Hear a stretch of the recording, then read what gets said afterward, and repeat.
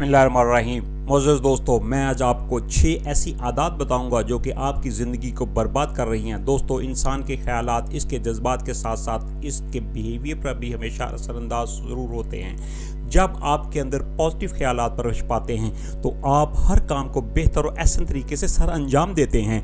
आप किसी से गुफ्तगू अच्छे तरीके से करते हैं और इसके बरक्स जब आप मनफी ख़यालात सोचते हैं, जैसे कि किसी चीज़ का नुकसान हो जाना, फेल हो जाना, कारोबार फ्लॉप हो जाना, इसी वक्त ये ख़यालात इंसानी ज़हन को सोचने और समझने से बिल्कुल आरी कर देते हैं। इस वक्त ना तो आपको किसी से एक अच्छे तरीके से गुफ्तगू कर सकती हैं और ना ही कोई अच्छे तरीके से अच्छा काम सर अंजाम दे सकते हैं। और इसका रिज़ल्ट ये आता है कि इंसान बुरी आदतों का शिकार हो जाता है जो कि इसकी ज़िंदगी को बर्बाद करने में अहम किरदार अदा करती हैं। दोस्तों, मेरी ये वीडियो बनाने का मकसद भी यही है कि आपको इन बुरी आदत से आगाही दूं जो कि आपको ज़िंदगी को बर्बाद करने में अहम रोल अदा कर रही हैं। Number 1, always making excuse. ये सोचना कि नहीं, आज मेरी तबीयत ठीक नहीं, सर में दर्द है, मुझे नज़ला है, मैं आज काम से छुट्टी कर लेता हूँ, कल चला जाऊँगा। इस तरह के लैम एक्सक्यूज़ आपकी ज़िंदगी को बर्बाद करने में अहम रोल अदा करते हैं। जब आप बहाने बनाकर अपने आप से ही झूठ बोल रहे होते हैं तो इस वक्त आपका ज़हन ट्रेंड हो रहा है। और इस तरह जब इंसान की ज़िंदगी किसी भी मोड़ पर किसी को ये ख्वाहिश होती है कि मैं अब कुछ करके दिखाऊँ, तो ठीक इस वक्त इसका माइंड जो इंसान का अगला पिछला सारा डाटा इसकी याददाश्त में मौजूद होता है, इसके सामने रख देता है कि देखो कि कल तुम तो यही काम करने के लिए हज़ारों बहाने बनाते थे और आज तुम्हें लगता है कि तुम ये कर सकते हो। और ठीक इसी वक्त आपके जहन में मनफी सोच का एक समुद्र उभरता है और ये सब इन्हीं लैम एक्सक्यूज़ का नतीजा होता है। दोस्तों, ये आदत हर इंसान में पाई जाती है, कोई इसे एक्सेप्ट करे या ना करे। और मज़े की बात यह है कि ये इस वक्त तक इसके अंदर रहती है जब तक कि वो अपने आप से ये ना कहे कि मैं तो ऐसी ज़िंदगी को डिज़र्व ही नहीं करता, मैं एक बेहतर लाइफ डिज़र्व करता हूँ, और अपने आप से कहे कि मैं अच्छे लाइफ गुजारूंगा, चाहे मुझे इसके लिए कुछ भी कीमत अदा करनी पड़े।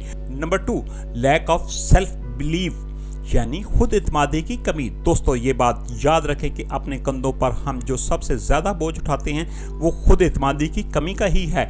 यानी हमें अपने आप पर ही भरोसा यकीन नहीं होता और इस खुद इत्मीनादी की कमी की वजह से आप अपनी ज़िंदगी को बदलने के लिए कई सुनहरे मौके हासिल करवा देते हैं और फिर बाद में पछतावा है, क्योंकि जब इसे मौका मिला तो इसने अपनी स्किल, अपनी कारकर्दगी पर कॉन्फिडेंस ही नहीं किया कि वो कुछ कर सकता है। ये बात याद रखें कि आपके पास जो सबसे ताकतवर हथियार है वो आपका दिमाग है। अगर ये बात आप अपने दिमाग में फिक्स कर लें कि आप कुछ कर सकते हैं तो यकीनन आपकी ज़िंदगी में कामयाब होंगे और ठीक इसी वक्त आपके अंदर मोटिवेशन आना शुरू हो जाएगी।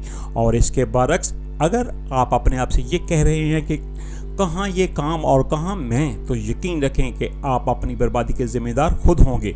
Number 3, thinking instead of doing यानी कि कुछ करने की बजाय सोचते रहना।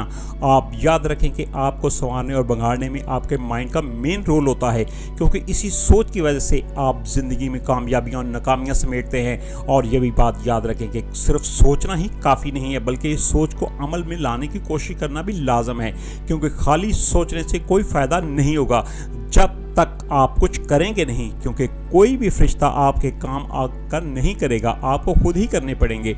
आपने ख्वाबों को हकीकत में बदलने के लिए आपको मेहनत करनी होगी, तभी जाकर आप कामयाब इंसान बन सकेंगे। याद रखेंगे, सिर्फ सोचने से कामयाबी नहीं मिलती। अगर ऐसा होता तो दुनिया में कोई भी शख्स नाकाम ना होता। इसलिए जो आपने सोचा है इसको सच करके दिखाना ज़रूरी है। नंबर 4, ब्लेमिंग अदर पीपल यानी हमेशा दूसरे लोगों पर इल्ज़ाम तराशी करना। जो लोग नाकाम होते हैं उनमें ये आदत आम पाई जाती है। वो हमेशा अपनी नाकामियों का जिम्मेदार अपने आप को नहीं बल्कि दूसरों को ही ठहराते हैं। वो ये खुद जानते हैं कि ये सिर्फ वो अपने दिल की तसल्ली देने के लिए ही कह रहे हैं। उनकी नाकामी की वजह वो खुद हैं, दूसरे लोग नहीं। उनकी कोताहियाँ और गलतियाँ हैं। याद रखें, ये बात आपकी ज़िंदगी को बिगाड़ सकती है, संवार नहीं सकती कि आप दूसरों पर ही इल्ज़ाम तलाशी करते रहें। ये चीज़ आपके इखलाक, आपके रिश्तों और आपके किरदार को बर्बाद कर सकती है। Number 5, always living in the past. माजी में जीना। इसकी एग्जाम्पल तो ऐसे है कि जैसे आप एक सहरा में हो और दूर से आपको एक सैराब नज़र आए और आप इस पानी को समझकर दीवाना वारिस की तरफ भागना शुरू कर दें और जब इसके करीब पहुंचे तो वहाँ रेत ही है और इसके अलावा कुछ ना हो। दोस्तों याद रखें कि जो इंसान अपने माजी पर पछताता रहता है और इसको याद करता रहता है वो इसी प्यासे बंदे की तरह है, क्योंकि ऐसा शख्स ना तो अपने प्रेजेंट में जीता है और ना ही फ्यूचर का सोचता है। याद रखें कि माजी आपको सबक सिखाता है, इसलिए नहीं होता कि आप हमेशा इसके दायरे में अपने आप को महदूद कर लें। आपको अपनी सारी एनर्जी अपने प्रेजेंट को बचाने के लिए लगानी होगी। Number 6, caring about what other people think. लॉर्ड टोस्ट का मशहूर कॉल है, care about what other people think and you will always be their prisoner. यानी अगर तुमने ये परवाह की कि लोग क्या सोचेंगे तो तुम हमेशा इनके कैद में रहोगे। दोस्तों लोग तो हमेशा किसी न किसी पर बात करते रहते हैं, क्या इन लोगों की बातों करने से हम अपने काम छोड़ देंगे या फिर जीना ही छोड़ देंगे? लोगों को तो ना सिर्फ किसी पर बात करने का बहाना चाहिए, वो तो कल किसी पर बात कर रहे थे और आज आप पर भी कर रहेंगे, कल मेरे पर भी करेंगे। ये दुनिया तो ऐसे ही चलती रहती है। मेरी ये बात याद रखें कि जिस दिन आपने ये परवाह की कि लोग क्या कहते हैं, इस दिन आपने अपनी ज़िंदगी का बर्बादी का आगाज़ कर दिया। दोस्तों आपको वीडियो में कौन सा पॉइंट अच्छा लगा है कमेंट्स करके ज़रूर बताइएगा और सब्सक्राइब कीजिएगा। शुक्रिया।